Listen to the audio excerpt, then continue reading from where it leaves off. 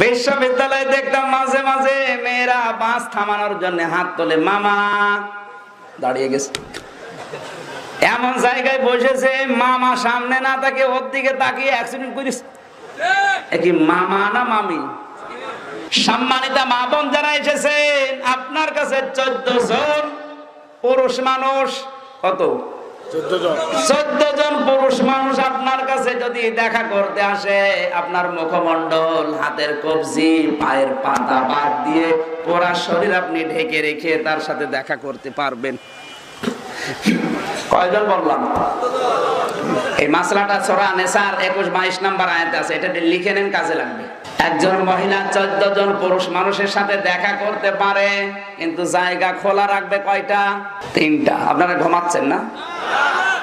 1 নম্বরে এই যে মুখমণ্ডল, এটা যদি কেউ খোলা রাখে গোনা হবে না, যদি ওই ইমাম আবু হানিফা রহমতুল্লাহ আলাইহির মত অনুযায়ী এখন একজন মহিলার জন্য এখন যে দৃশ্য চলছে এটা ঢেকে রাখা উত্তম, কিন্তু খোলা রাখলে আপনার গুনাহ হবে না।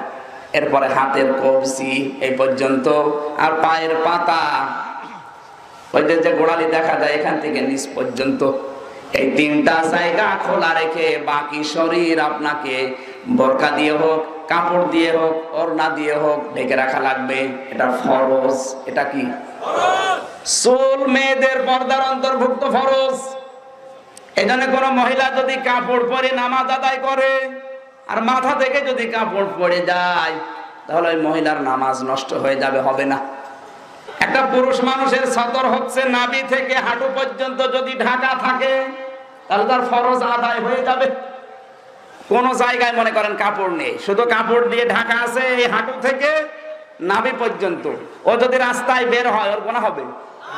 বলেন। কিন্তু একটা মহিলা যদি নাভি থেকে হাঁটু পর্যন্ত ঢেকে রাখে আর বাকি জায়গায় কিছু নেই, আসতে পারবে? ওর কি গুনাহ হবে? কবিরা। কি গুনাহ হবে?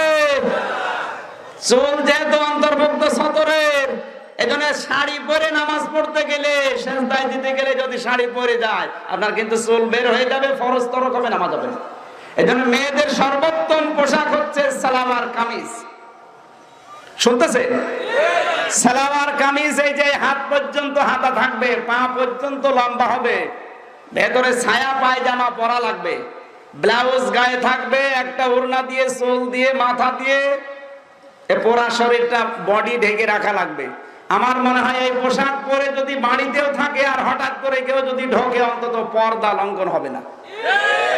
মেয়েদেরকে এখন ওই 2000-5000 টাকা দিয়ে শাড়ি না দিয়ে এই 250-300 টাকা দিয়ে সালোয়ার কামিজ বানিয়ে দেন, পর্দাও আদায় হবে, নামাজও হবে, সুন্নত আদায় হবে। শুনবে, কথা শুনবে।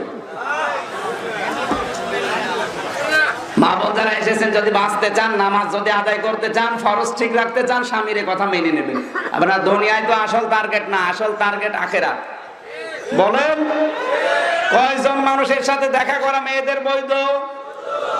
1 নম্বরে নিজের বাবা, এরপরে দুধ বাবা, এরপরে মামা, এরপরে চাচা, এরপরে শ্বশুর।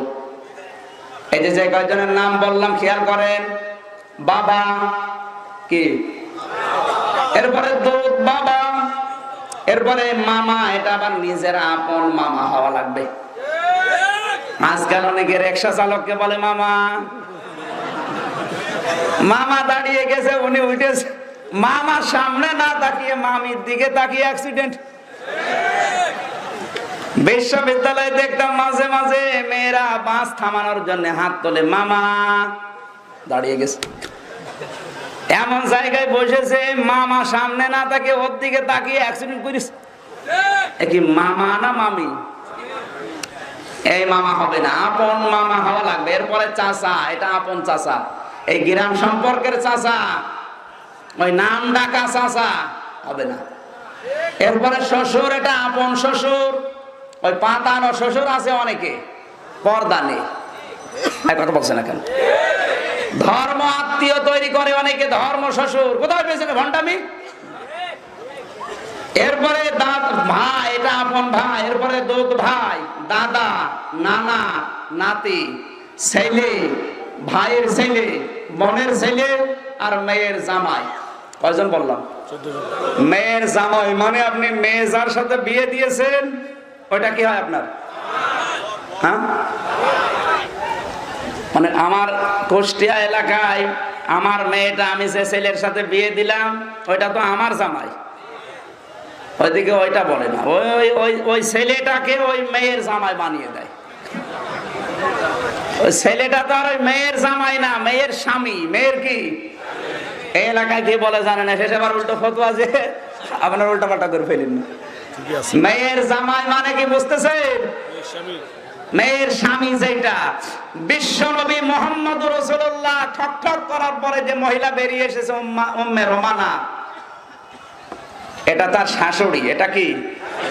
তাহলে উম্মে রোমানার জন্য আল্লাহর নবী মুহাম্মদ রাসূলুল্লাহ হচ্ছে মেয়ের, বলেন কয়টা জায়গা ফাঁকা রাখা স্ত্রীর জন্য? 3টা। কয়টা? চুল দেখানো যাবে, বডি দেখানো যাবে, বলেন। এমনকি যুবতী মেয়ে তার মায়ের সাথে একসঙ্গে কোন জায়গায় গোসল করতে পারবে না।